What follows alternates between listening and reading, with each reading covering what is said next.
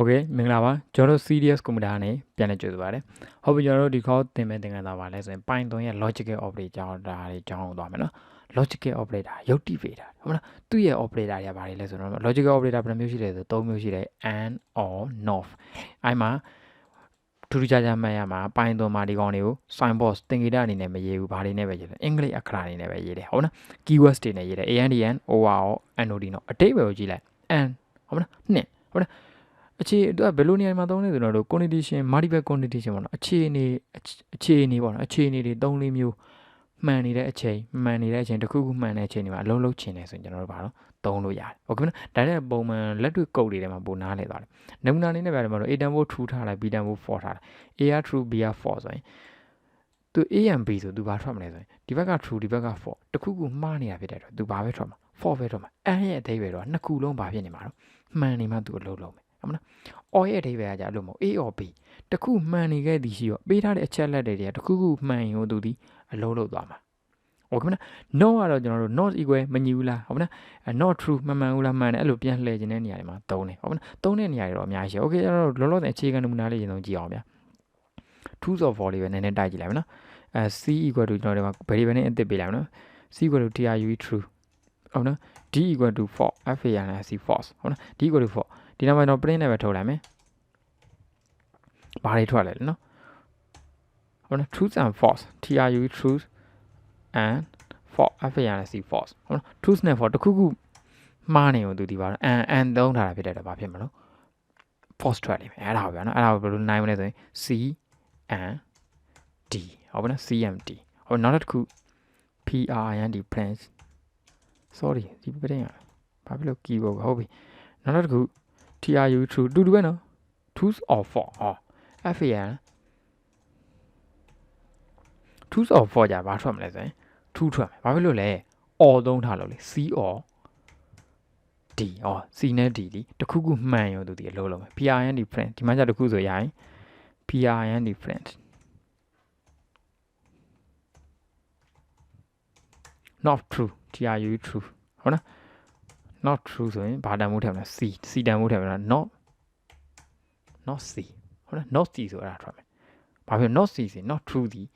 မမှန်တာဖြစ်တဲ့သူဒီပါတော့ false ထွက်လိမ့် okay ကျွန်တော်တို့ပြန် run ကြည့်လိုက် run module save run module ဒါအခြေခံ sorry embellish syntax ခဏလေးနော်ဟောအရှင်းကြီးပါကျွန်တော်ဗာမေ့ကော်မာမေ့ဘာလိုက်ဟုတ်တယ်မမပါဘူးဘာလိုက်โอเคနော်ပြန် run မယ် run module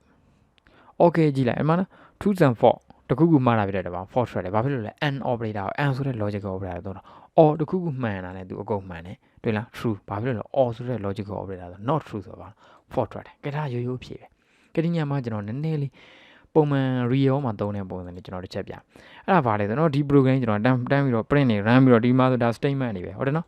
ဒါ statement တွေပဲဟုတ်လားတန်းပြီးတော့ run ပြီးတော့ဘာလုပ်လိုက်တာလဲထုတ်လိုက်တာကဲဒီနေရာမှာကျွန်တော်က yes ဆိုပြီးတခုပေးထားမယ်ဟုတ်နော်ဒီ program နော်ကျွန်တော်ကဒါ C တန်းဖို့ true က true false for item ပဲဒါကျွန်တော်တော့ variable name တစ်ခုပေးလိုက်ဗျာ variable name ပေးလိုက်မယ် w က work စကားလုံးပေါ့နော်အဲ့စကားလုံးကျွန်တော်ဗာရေးမလဲဆိုရင် yes စလုံးသေးနဲ့ပဲရေးမယ်စလုံးသေးနဲ့ပဲရေးမယ်စလုံးကြီးကိုကတော့စလုံးကြီးရေးထားတာရပါတယ် yes စလုံးသေးနဲ့ပဲရေးထားတယ်ဟုတ်ပြီစလုံးသေးနဲ့ was ကို yes လို့ပေးတာ if ကျွန်တော်မေးမယ်ဟုတ်နော်ကျွန်တော် inbox တစ်ခု sorry ခဏလေးကျွန်တော် inbox တစ်ခုယူမယ်နော် user ဟုတ်နော် user inbox user စီကိုတောင်းမယ် user ဒီဘယ်လိုတောင်းမလဲဆိုရင် imput inbox ဒါ inbox ဆိုတဲ့ built-in function ကိုသုံးလိုက်ရင်သူဒီ string တန်ဖို့ပြန်ပြီးတော့ return ပြန်တယ် user ရိုက်လိုက်တယ်ကျွန်တော်ဒီထဲကိုဗာရိုက်ချင်တယ်ဆိုရင် issue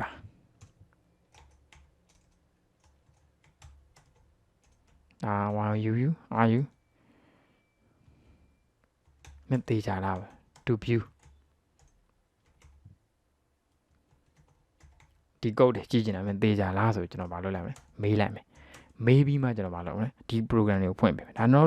ဒီထဲမှာဒီ code တွေသိကြလားဟုတ်ပါနဲ့တရားတစ်ချက်နော်နောက်တစ်ခု user input ထည့်ယူမယ်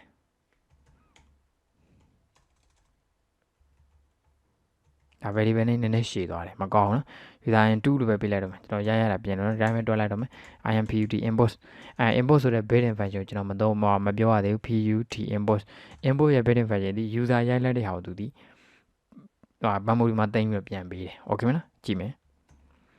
နှစ်ချက်ညီမှာ are you sure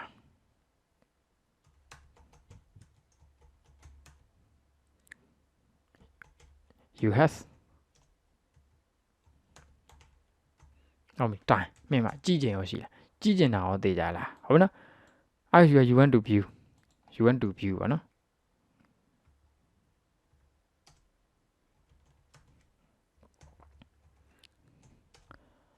sorry ဟုတ်နော်မင်းကြည့်ကျင်တာသိကြလားအချက်နှစ်ချက်မေးမယ်ဟုတ်နော်မင်းကြည့်ကျင်တာရောသိကြလားနောက်တစ်ခါမင်းမကြည့်ကျင်ရောရှိလားcondition အခြေအနေဘယ်နှမျိုးတော့နှစ်မျိုးအဲ့ဒါကိုကျွန်တော်ဒီမှာစစ်မယ်နော် if ဒီထဲမှာစစ်မယ်နော် if float ကျွန်တော်သုံးလိုက်မယ် if ဟုတ်နော် if user inbox နှစ်ချက်နော် imput user inbox က equal ဘာနဲ့ညီမှာလဲဆိုword work စကားလုံး word ထဲမှာပါရှိတော့ yes သူ yes လို့နှစ်ခုရိုက်ပြီဆိုမှ wow word work နောက်တစ်ခု and နဲ့စစ်မယ်အခြေအနေနှစ်ချက်နော် and ဒါကျွန်တော်ဘယ်လိုရေးမလဲစောင့်ကြည့်ပေးပြီးတော့ USER variable name ပေးတာနည်းလိုအပ်ချက်ရှိတယ်ဒါနဲ့ကျွန်တော်ဒီတိုင်းလေးလက်တန်းဥမှာပြချင်လို့ကျွန်တော်ဒီတိုင်းပြ user in2 equal ဟော user in2 ကလည်းဘာဖြစ်နှစ်ခုလုံး yes နဲ့ညီမှာ word work ဟုတ်မလားနှစ်ခုလုံး yes နဲ့ညီမှာကျွန်တော်ဒီ code တွေအကုန်လုံးမလုပ်ပဲဖွင့်ပေးမယ်ကြည့်ရဆိုရင်တော့ဒီ statement တွေအကုန်လုံးဒီ statement တွေအကုန်လုံးဒီအောက်က statement တွေအကုန်လုံးဒီဘယ်ထဲကိုလုပ်ချင်တာတော့ if ဒီအခြေအနေမှန်မှလုပ်ချင်တာဆို if float တွေကိုကျွန်တော်မလုပ်ချင်တာထည့်ချင်တာပြတဲ့သူတို့ကို indent တစ်ခုထားလိုက်okay နော်ကြည့်လိုက်တက်ခေါက်ပြီးမယ်1 2 3 4ဟောဒါ space bar ဘယ်နှချက်စာပဲနော်4ချက်စာပဲအဲ့တော့ကျွန်တော်ဒါလေးတက်ခေါက်မယ်တက်ကိုကျွန်တော်ဒါက true or false သင်ခန်းစာနဲ့ဒါဒီသင်ခန်းစာတွေပဲထည့်လိုက်မယ်1 2 3 4 5 6okay မနော်ကြောက်ဒီနေ့မှာတော့print နဲ့မကွန်းတော့ပါဘူးဗျာနော်ဒီ code ဒီ statement ဒါ statement print statement ဘယ်နှကြောင်းတော့အားလုံးပေါင်းဒီကောင်းနေ10ကြောင်းဟုတ်နော်ဒီ10ကြောင်းဒီအခြေအနေနှစ်ခုမှန်မှသူပြမယ်မှန်သူဒီအောက်ကဟာကိုလှုပ်သွားလိမ့်မယ်ဟုတ်နော်အတိတ်ပဲလို့ကွဲသွားရင်မတူတော့ဘယ်ဟာနဲ့စစ်သွားဒီမှာ variable name ဘယ်နှခုတော့3ခုကိုကျွန်တော် memory မှာ allocation ယူပြီးတော့ထိန်းချုပ်ပြီးတော့လှုပ်သွားဘယ် function လေးလဲတော့ built-in import function လေးဒါစမိတ်ဆက်လိုက်တယ်နော် import function လေးတတိတာပဲရှေ့မှာလည်းတစ်ခါမိတ်ဆက်ပြီးသားဟုတ်ကဲ့အဲ့ဆိုဒီ print ကတော့အများနဲ့လှုပ်တယ်ဘာဖြစ်လို့လဲ if float ရဲ့ indentation and indentation ဆုံးသွားတာနဲ့ဘလော့ဆုံးသွားပြီဒါလည်း if float ဝင်ညင်မဟုတ်ဒါသူထုတ်လိမ့်မယ်ပေါင်းလုံးမြောက်စားသင်กันတာโอเคအဲ့ဆိုတော့ဒီမှာcomparison operator တွေရဲ့ဒီဘက်က logical operator တွေကိုနမူနာပြထားတဲ့ code တွေဒီကျွန်တော်တို့က yes နှစ်ခုရိုက်မှသူပြအခြေအနေနှစ်ခုမှန်မှသူလို့လို့သဘောတရားကိုကြည့်လိုက်ဗျမကြည့်ကျင်တာအောင်သိကြလားဟုတ်တယ်သိကြတယ် yes ရိုက်ကြည့်ဖို့အချိန်ရှိလားကြည့်တယ်လေဟုတ်တယ်နေရှိတယ်အဲ့ဒီနှစ်ချက်ညီမှအခြေအနေနှစ်ချက်ညီမှဒီ print တွေကိုထုတ်ပေးမယ် okay မနက်ကဲ run တော့ run ပြီးသားဟွာကြီးရှိရင်ကျွန်တော်ပိတ်လိုက်မှာဒါရှုပ်နေမှာဆိုတော့နော် console ကို switch မယ် okay မှတ်တယ်လားမေးတယ်စမယ်ကုတ်ကိုကြည့်လိုက်တန်း run သေးလားမ run တော့ကျွန်တော်ဘာလုပ်သွားထိန်းချုပ်သွားဟုတ်လား are you sure you want to view code ရတယ် yes မှာကျွန်တော်ကဒီမှာလောလောဆယ်တော့အသေးပဲသူထပ်တူရိုက်မယ်နော် why yes ဟုတ်ပြီမင်းအချိန်ရောရှိလားရှိတယ် why yes မှန်တယ်လေရှိမှတော့တူနေတာဟုတ်တူနေတာတော့သူကဘာထွက်မှာတော့ထူထွက်မှာကျွန်တော်ဒီနေ့မှာဘာ operator ကိုသုံးလိုက်တာတော့ equal operator ဟောဒီမှာနမူနာပြခဲ့တဲ့ equal operator yes တခုထုံးလိုက်တာနဲ့ဒီ code 10ကြောင်းဒီ statement 10ကြောင်းသူဘာလုပ်ရမလဲထုတ်ပြမယ်ဒီကောင်ကတော့မှန်ထုတ်ပြလိမ့်မယ်ကဲလောလောဆယ်ကျွန်တော်အမှန်ကိုရိုက်မယ်အန်တခေါ်လဲ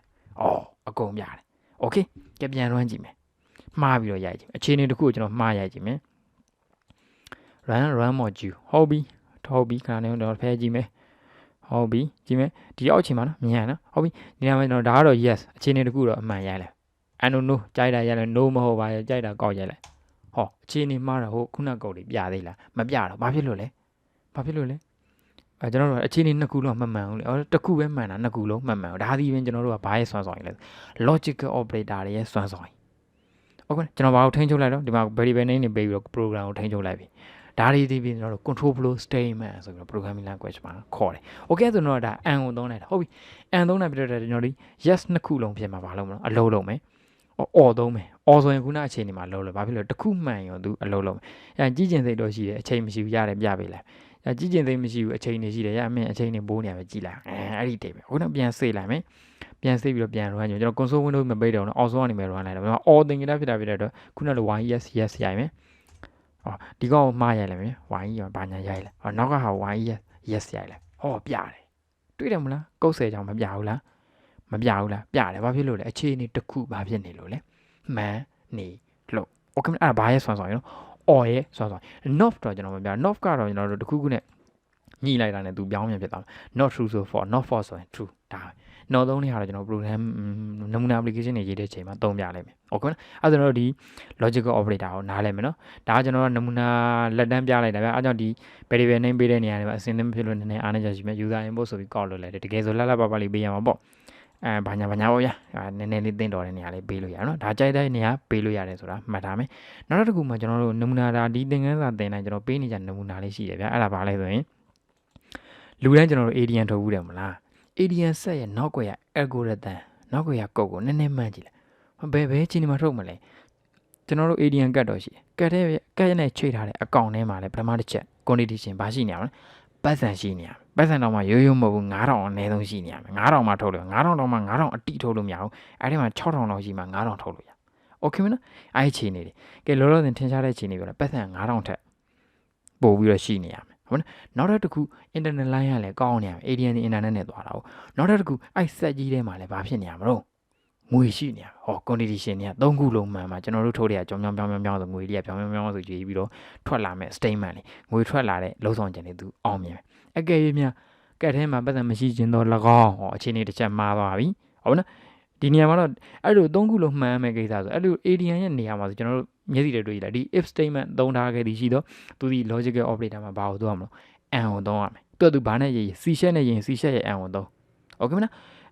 PHP နဲ့ရေး PHP နဲ့ backend language ရဲ့ and ကိုသုံးဟုတ်လား logical operator and ကိုသုံးဒါပဲ Java နဲ့ရေး Java ရဲ့ and ကိုသုံး Java and ရဲ့ဘယ်လိုရေးလဲဒီမှာလောလောဆယ် Python ဆိုရင် Python ရဲ့ and ဒီ and လို့ပဲ keywords နဲ့ရေးတယ်ဟုတ်လားအဲ့ဒီလိုအခြေအနေတွေပဲဒါဒီကျွန်တော် ADN ကိုကျွန်တော်နမူနာပေးနေကြโอเคမလားအကယ်၍ချင်းတခုပတ်စံရောရှိတယ်စက်ထဲမှာပတ်စံရှိတယ် ADN စက်ကြီး line ကြနေတယ်ဆိုရင်လည်းရသေးလားမရဘူးအဲ့လိုအခြေအနေတွေမှာဆိုဘာသုံးရလဲဘာသုံးရလဲ and operator ကိုသုံးအဲ့ဒါသဘောတရားโอเคမလားအဲ့ဆိုကျွန်တော်တို့ logical and or ဆိုတာတွင်သုံးရမယ်ကိစ္စပါဗျာအားကြောင့်မလို့သဘောတရားလောလောဆယ်နားလည်ပေးသေးโอเคမယ်နော်โอเคနော်ဘယ်နှရောက်သွားလဲ sorry slide လွတ်သွားတယ် okay logical operator နားလည်မလို့ဒီဟာ purpose တွေပါတော့ဖတ်ရအောင်လို့ဒါ and or not logical operator 3မျိုး okay မလား okay thank you ဗျာကဲနောက်တစ်ခေါက်သင်ခန်းစာမှာကျွန်တော် bit white အကြောင်းကိုသွားမယ် okay မလား okay thank you ဗျာ